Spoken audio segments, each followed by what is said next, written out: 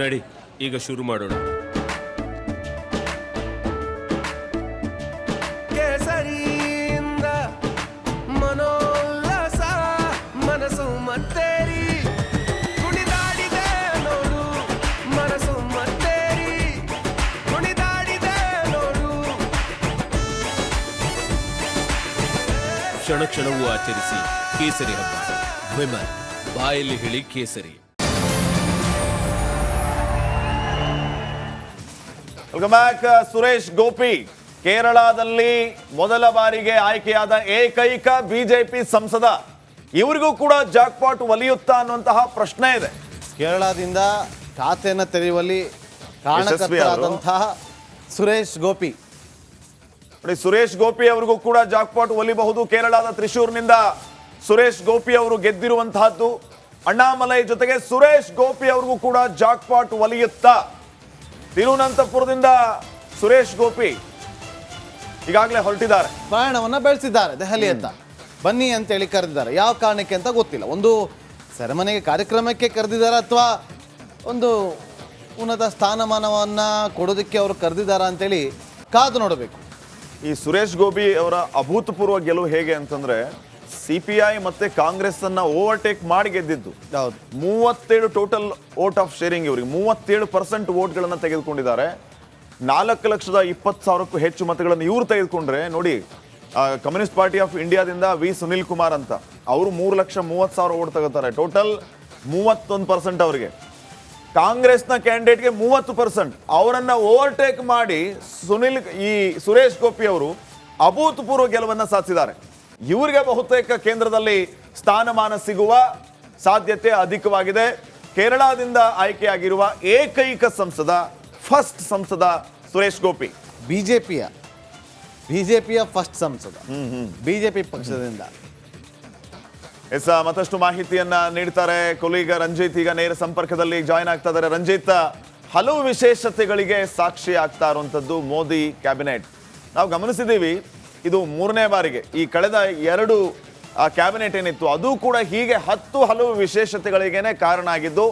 ಆ ರೀತಿ ವಿಶೇಷವಾಗಿ ಇರುವಂತಹ ವ್ಯಕ್ತಿತ್ವಗಳಿಗೆ ಅವರು ಸ್ಥಾನಮಾನ ಕೊಟ್ಟಿದ್ದು ಆ ಉದಾಹರಣೆ ಅನೇಕವಾಗಿದೆ. ಈಗ ಸುರೇಶ್ ಗೋಪಿ ಅವರು ಕೂಡ ಕೇಂದ್ರದಲ್ಲಿ ಮಂತ್ರಿ ಸ್ಥಾನವನ್ನು ತೆಗೆದುಕೊಳ್ತಾರೆ ಅನ್ನುವಂತಹ ಸಾಧ್ಯತೆ ಇದೆ. ಇದರ ಜೊತೆಗೆ ಅಣ್ಣಾಮಲೈ ಅವರು ಕೂಡ ತೆಗೆದುಕೊಳ್ತಾರೆ ಅನ್ನುವಂತಹ ಸಾಧ್ಯತೆ ಇದೆ. ಇದೆಲ್ಲವೂ ಕೂಡ ನಿಜ ಆದರೆ ದಕ್ಷಿಣ ಭಾರತದ ರಾಜ್ಯಗಳಿಗೆ ಹೆಚ್ಚಿನ ಪ್ರಾಶಸ್ತ್ಯವನ್ನ ಕೊಡುವ ಮೂಲಕ ಕಮಲವನ್ನ ಇನ್ನಷ್ಟು ಸುಭದ್ರಗೊಳಿಸುವ ಲೆಕ್ಕಾಚಾರವ ಕಮಲ ನಾಯಕರದ್ದು. Balu sir question.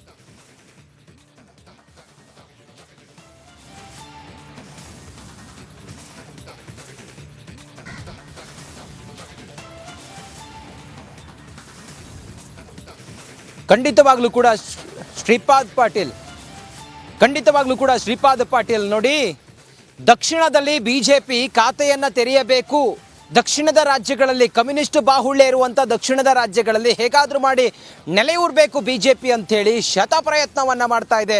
ಅದರ ಭಾಗವಾಗಿಯೇ ರಾಜೀವ್ ಚಂದ್ರಶೇಖರ್ ಸೇರಿದಂತೆ ಬಿಜೆಪಿಯ ಪ್ರಮುಖರಿಗೆ, ಅದರಲ್ಲೂ ಕೂಡ ದಕ್ಷಿಣದಲ್ಲಿ ಅತಿ ಹೆಚ್ಚು ಪ್ರಭಾವ ಇರುವಂಥ ಕೆಲವರಿಗೆ ಟಿಕೆಟನ್ನು ಕೊಡುವ ಮೂಲಕ ಆ ಕ್ಷೇತ್ರಗಳಲ್ಲಿ ತನ್ನ ಬಾಹುಳ್ಯವನ್ನು ವಿಸ್ತರಿಸಬೇಕು ಅನ್ನೋದು ಬಿಜೆಪಿ ಲೆಕ್ಕಾಚಾರ.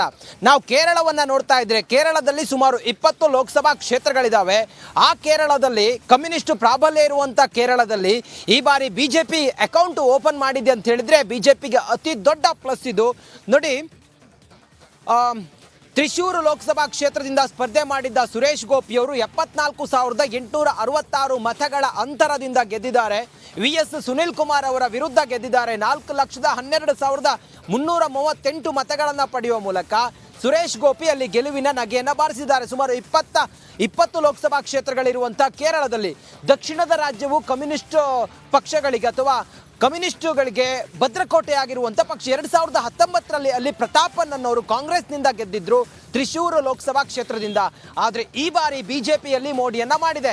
ಆ ಮೂಲಕ ದಕ್ಷಿಣದ ರಾಜ್ಯ ತ್ರಿಶೂರ್ ಸೇರಿದಂತೆ ಈ ಕೇರಳದ ಆದ್ಯಂತ ಹೆಚ್ಚು ಪಕ್ಷ ಸಂಘಟನೆಯ ಜೊತೆಗೆ ಬಿಜೆಪಿಯ ಬಲವನ್ನು ವೃದ್ಧಿಸುವುದಕ್ಕೆ ನಾನಾ ಪ್ರಯತ್ನವನ್ನ ಮಾಡ್ತಾ ಇತ್ತು ಬಿಜೆಪಿ, ಆದರೆ ಯಾವುದೂ ಕೂಡ ಸಫಲ ಆಗಿರಲಿಲ್ಲ.